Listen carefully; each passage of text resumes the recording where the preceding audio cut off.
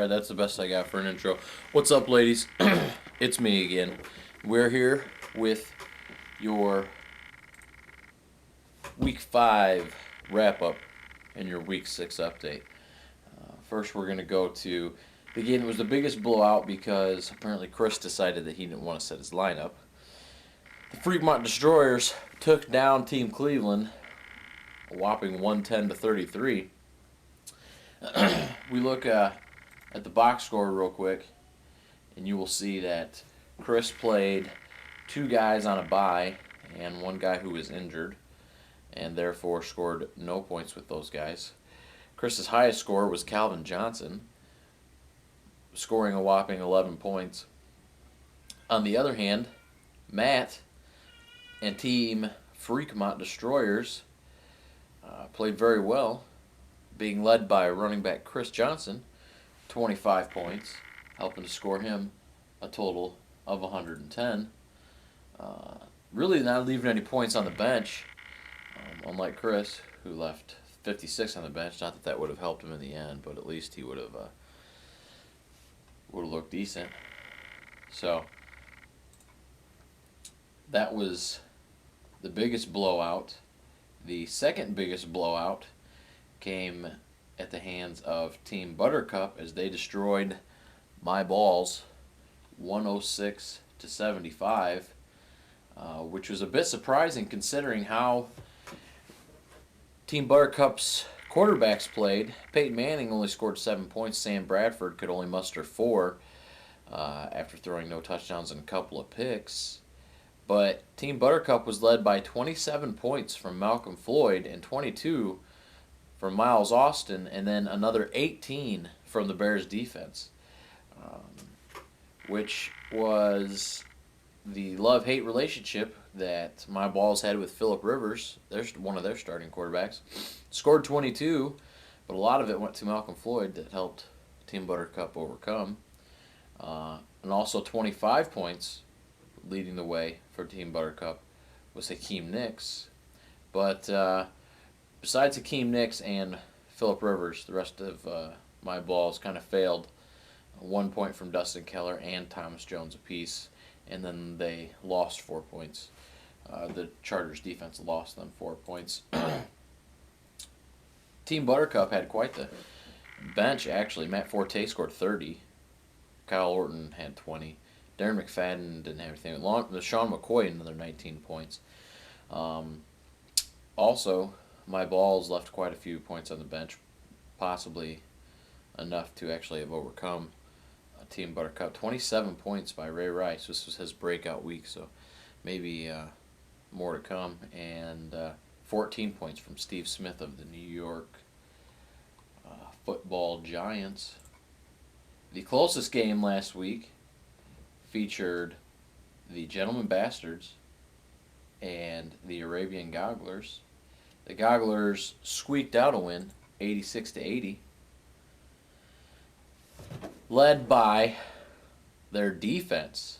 Scoring 17 points for the Gogglers was the Eagles' defense. And both quarterbacks for the Gogglers struggled this past week. 10 points for Carson Palmer and 9 for Matt Ryan. But Cedric Benson had 17 points. Roddy White also with 16. Sean Hill showed up, 21 points for the Gentlemen Bastards.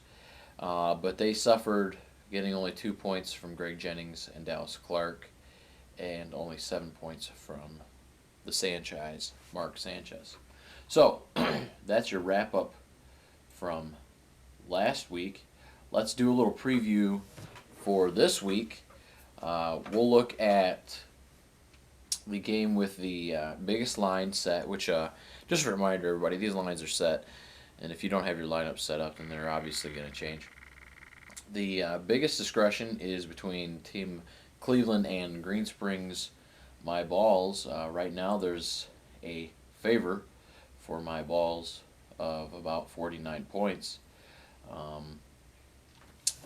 Again, if Chris doesn't set his lineup right now, he's got one quarterback that may or may not play, 2 guys on a bye.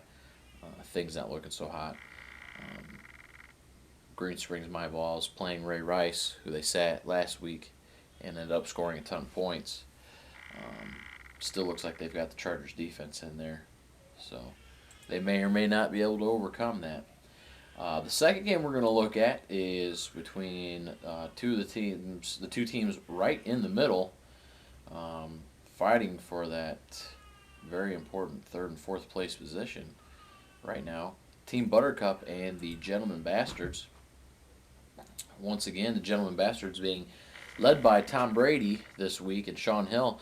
Tom Brady, who lost his biggest wide receiver, Randy Moss. So we'll see how that affects Tom Brady this week. And Peyton Manning and Kyle Orton going for Team Buttercup. Peyton Manning a dismal week last week. See if maybe he can make up for that. Looks like Team Buttercup has put LaShawn McCoy in, who scored about 19 points last week, and Matt Forte, who had a breakout week of 30 points. And they're playing a slew of Pittsburgh Steelers, Hines Ward, Heath Miller, and the Steelers defense because they're going up against Cleveland, who is starting Colt McCoy, this week, which will be Colt McCoy's first start as an NFL quarterback. Finally, the matchup of the week pits the two top teams in the FFAL. You're going to see the Freakmont Destroyers taking on the Arabian Gogglers. At this time, the Freakmont Destroyers are 3-point favorites, which makes the Gogglers 3-point underdogs.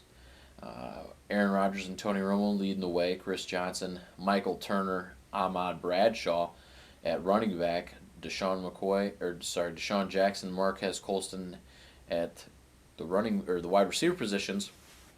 Antonio Gates and the Packers defense rounding up their lineup. For the Gogglers, it's going to be Matt Schaub and Matt Ryan, the Mats.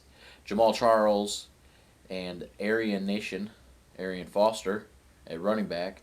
At their flex position, he's playing Brandon Marshall, and then Reggie Wayne and Roddy White finishing up the wide receivers. And Zach Miller and the Titans defense is rounding it up. This will be a good game. The winner of this game will have the outright first place lead in the FFAL. Quite a week. The two top teams, the two bottom teams, and the two middle teams are playing each other this week. So we'll get to see really maybe who belongs where. So it's going to be an exciting week, ladies. Hope you enjoy yourselves. Again, I have no ability to do any real intro or outro, so here's the music. I'm going to turn the camera away from me, and then I'm going to turn it off. You know, baby, we could have a lot of fun.